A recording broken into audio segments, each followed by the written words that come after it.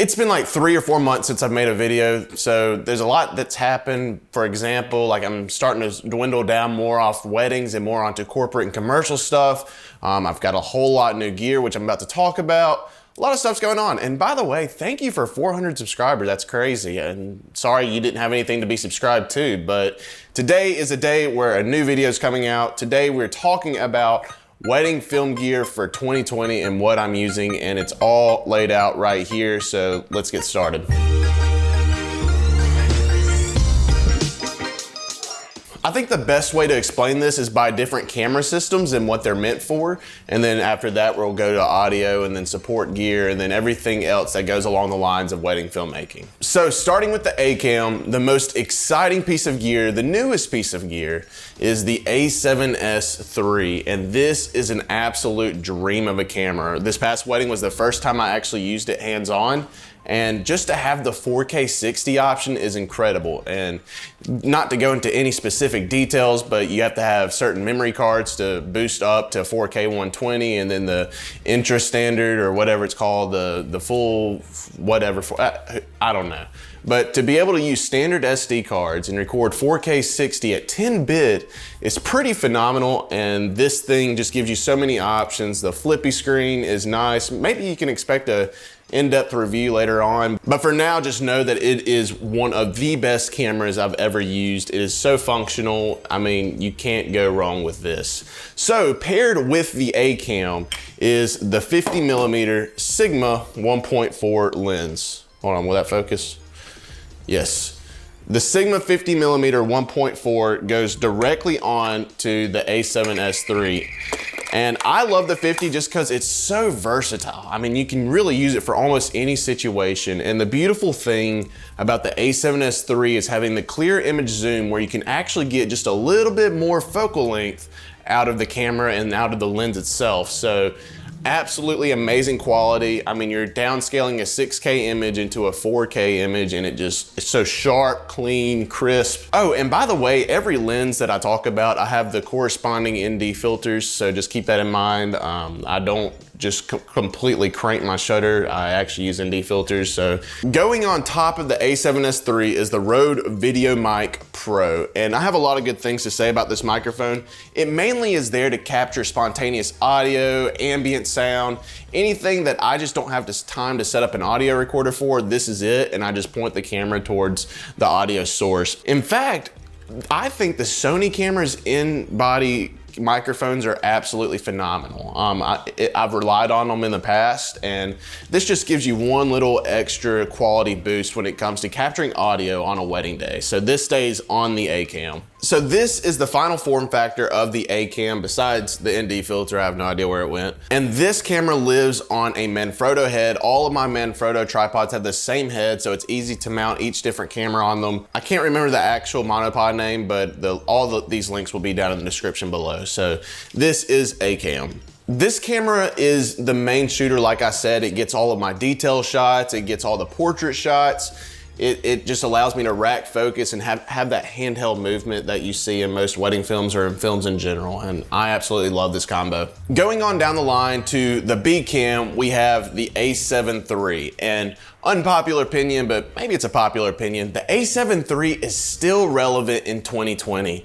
1080p at 120 frames a second. I mean, you're still taking a 6K image and putting it down to a 4K image. Although it is 8-bit, if you set your white balance right, which I'm terrible at doing, by the way. If you set your white balance right in the first time, the colors that come out of this are amazing if you use the Cine 4 color profiles, but that can be in its own separate video. But this camera stays on the gimbal, and this is Bcam. Along with the Bcam is the Zeiss 25mm 2.0 Batis lens. Batis, I have no idea how you say it. You probably see a pattern here. Pretty much all of my lenses, 99.9%, or I guess 2 lenses, are all prime lenses.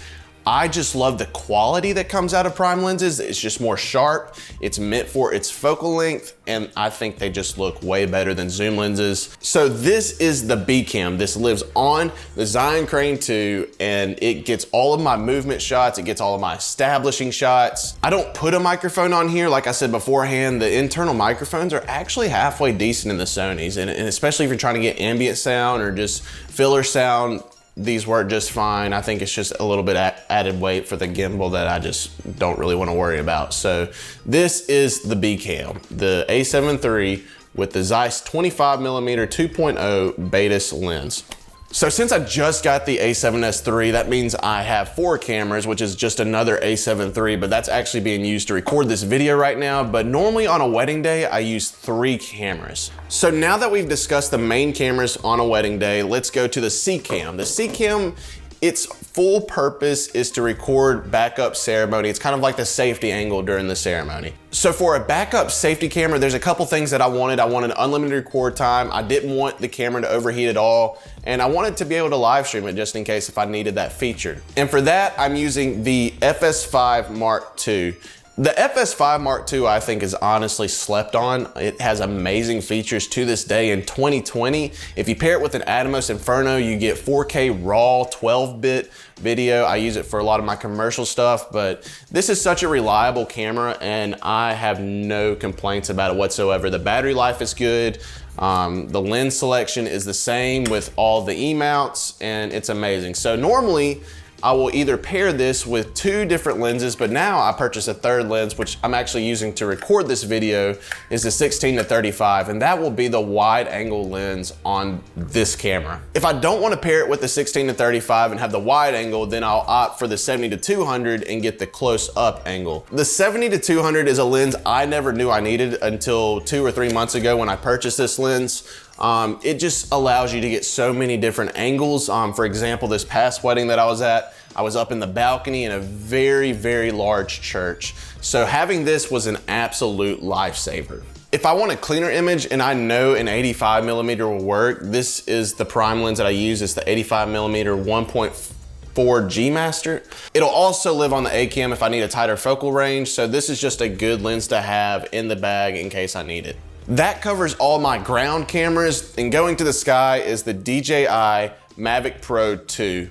Going from the original Mavic, this thing is incredible. It's got 10-bit color, the 4K looks phenomenal. I mean, you really can't go wrong with the Mavic Pro 2.